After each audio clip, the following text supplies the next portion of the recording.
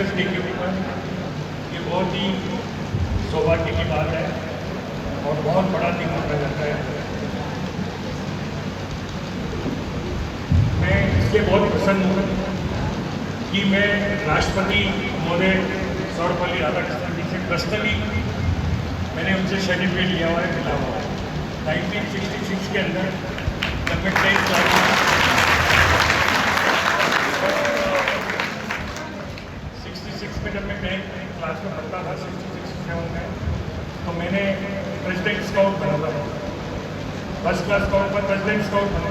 President scout को personally Radhakrishnan जो president होता है इंडिया का, वो पूरे ऑल इंडिया के जो प्रेसिडेंट स्काउट हैं उनको अपने हाथ से सर्टिफिकेट देता है और उनके साइन है पूरा राधाकृष्णन के नाम से पूरा साइन डाउन किया और उनके हाथ से मैंने अपने हाथ सर्टिफिकेट लिया हुआ है। मैंने उनको पर्सनली देखा हुआ है।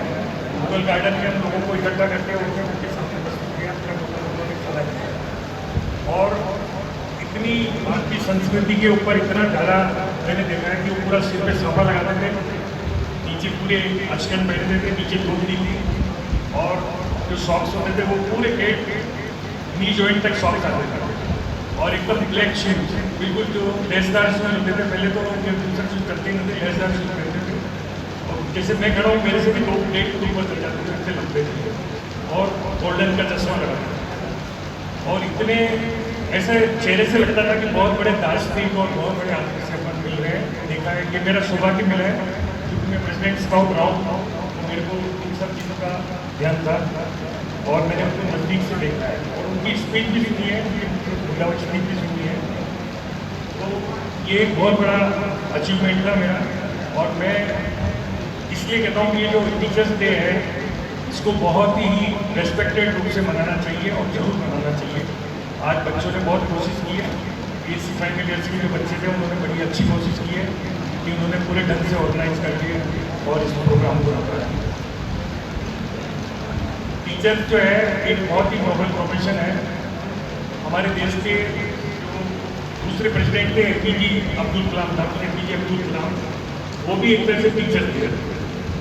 सर्वपल्ली राधाकृष्णन के बारे में सब आप जानते हैं। तो सर्वपल्ली राधाकृष्णन ये चेन्नई मद्रास के रहने वाले हैं और उनका जीवन भी है और सर्वपल्ली जो नाम लगाया गया है कि आगे ये इनके गांव का नाम है जहाँ से ये बिलोंग करते थे।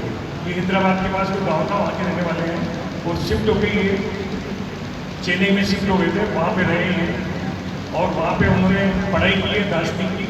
ये 5 भाई बहन थे, उनके अंदर मेरा सेकंड नंबर था और उन्होंने बहुत ही शिक्षा के क्षेत्र में बड़ा योगदान रहा है।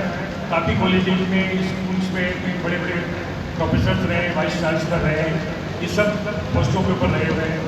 और फिर ये एक बहुत बड़ी बात होती है कि दार्शनिक और एक बहुत बड़ा कवि देश का राष्ट्रपति बना है, एक बहुत बड़ी बात होती है। और ये फर्स्ट उपराष्ट्रपति, फर्स्ट जो बने हैं उपराष्ट्रपति बने थे 1952 में और 62 में ये राष्ट्रपति बने। ये बहुत ही सौभाग्य की बात है कि इन्होंने अपने जीवन के अंदर शिक्षा को बहुत बड़ा महत्व दिया।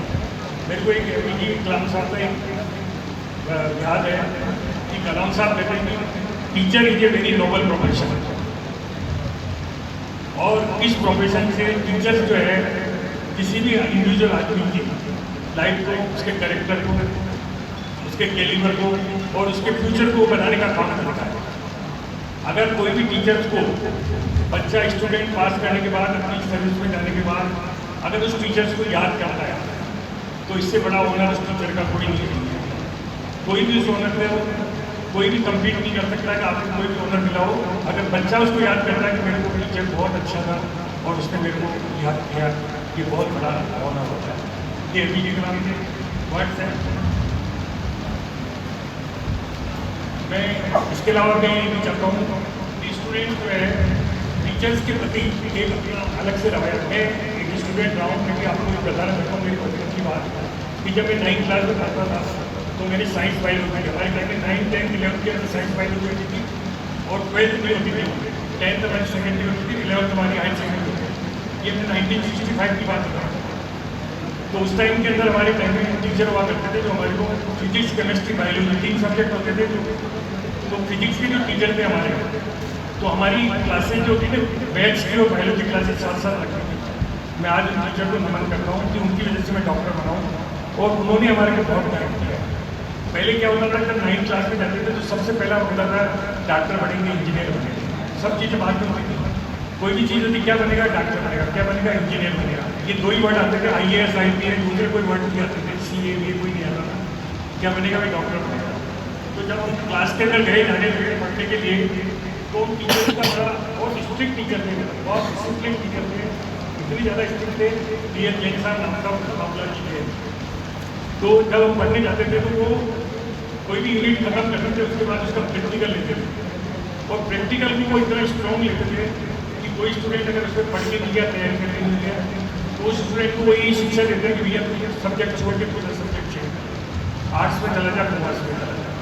वो हमेशा कहते थे और बड़ा स्ट्रिक्टली कहते थे और बहुत अच्छे से कमेंट्स करते थे। कोई पंडित आदमी होता था, मैं बोला था तो पंडित आदमी होता था, उसको कहते थे कि पंडित है तो जल्दी बजा मंदिर में जाके सारा जीवन तुम्हारे को बहुत अच्छा खाना भी मिलेगा। बड़ा मतलब बहुत ज़्यादा स्ट्रिक्ट। तो ऐसे बच्चे जो उनसे पढ़े हुए हैं तो इन सब चीज़ों को हम लोगों ने सहन किया। आज के टीचर कुछ बोल जाए तो आप लोग उसके अगेंस्ट के अंदर में रहते हैं, लेकिन उन्होंने पूरा हमको उन्होंने मेरे को 9, 10, 11 पढ़ाया। उसी से मैं डॉक्टर बना हूँ। फिर 12th के अंदर हमारे यहाँ फर्स्ट ईयर होती थी, फर्स्ट ईयर उसके बाद मैंने फर्स्ट PMT दी है। 68 मेरी फर्स्ट PMT थी राजस्थान की।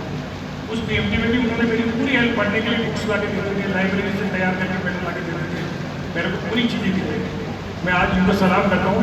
और ऐसे मेरे अलावा भी देवली में कितने ही आदमी उन्होंने इंजीनियर बनाया, डॉक्टर बनाया, ये उनका बहुत बड़ा योगदान है। जितने भी मेरे साथ के इंजीनियर्स हैं उनको एक एक आदमी को याद है कि डी.एस. जैन साहब जो उन्हीं की वजह से हम लोग इंजीनियर बने।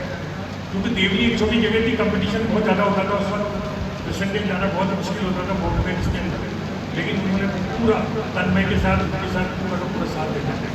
तो मैं उन टीचर को नमन करता हूँ, उनका बहुत बड़ा होना।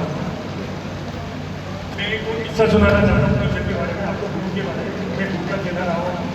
एक बार गुरु गाँव में घूमते घूमते अपने शिष्यों के साथ एक गाँव में चला गया और अपने शिष्यों के साथ चला गया तो गाँव का बहुत बड़ा था। तो गुरु बैठ के थक गए, उनको क्या मेरे को बहुत प्यास लग रही, मैं बैठना चाहता हूँ, मैं आगे नहीं चलूँगा, थोड़ा रुकना चाहता हूँ, मेरे लिए पानी लेके आऊँ। तो उन्होंने एक शिष्य को भेजा पानी लेने के लिए। जब वो शिष्य पानी लेने गया तो सारी जगह घूमने के बाद उसको एक नदी मिली, उसके अंदर वो गया तो वहाँ पे काफ़ी सारे आदमी नहा रहे थे, कपड़े धो रहे थे और बहुत भी चीज़ें कर रहे थे। तो पानी पूरा गंदा था। तो शिष्य ने कहा कि मैं ये पानी मेरे गुरु को पिलाऊंगा तो मेरा गुरु जो है बीमार हो गया। वो शिष्य लौट कर वापस आ गया। गुरु जी ने कहा क्या बात है, मैं साहब बहुत गंदा पानी है इसलिए मैं तो नहीं लेके आया। उन्होंने दूसरे शिष्य को कहा कि तुम जाके लेके आओ, कहीं से पानी प्यास करने में। तो दूसरा शिष्य गाँव के अंदर गया, उनका वो नदी के पास चला गया। तो वहाँ पे भी कोई गंदगी उसको दिखी। वो वहाँ बैठा रहा थोड़ी देर बाद, तो पानी लेके वो गुरु जी को लाके उसने पानी पिलाया। गुरु जी ने पूछा पानी पिलाने के बाद गुरु ने पूछा तो पानी कहाँ से लाया, जब मैं नहीं लेके आया जैसा मैं उसी नदी से लाया। तो वही तुम कैसे लाए थे? जब मैं गया था वहाँ नहा रहे थे आदमी, चल गए। मैं थोड़ी देर वहाँ बैठा रहा, बैठने के बाद वो पानी सेटल हो गया। जब ऊपर साफ पानी आ गया तो ऊपर के आदमी के पानी लग गया। तो गुरु ने एक शिक्षा दी कि जो जीवन में बहुत जल्दबाजी करता है, जो धैर्य होता है, वो आदमी जीवन में आगे नहीं बढ़ता है। और इस आदमी ने धैर्य रखा, समय देखा और फिर इस पर काम किया और ये वहाँ से साफ पानी भर के लाया, उसी जगह से पानी साफ भर के लाया। तो जीवन में धैर्य रखना बहुत जरूरी है। आपको जब भी कोई काम हो, कोई मुसीबत आई तो आपको धैर्य रखना जरूरी है। मुसीबत सबके आती है, वो सब अपने आप निकल जाती है। तो इसलिए मैं आज इतना ही कहना चाहता हूँ और टीचर्स डे के ऊपर मैं आप लोगों को हैप्पी टीचर्स डे कहना चाहता हूँ। Thank you.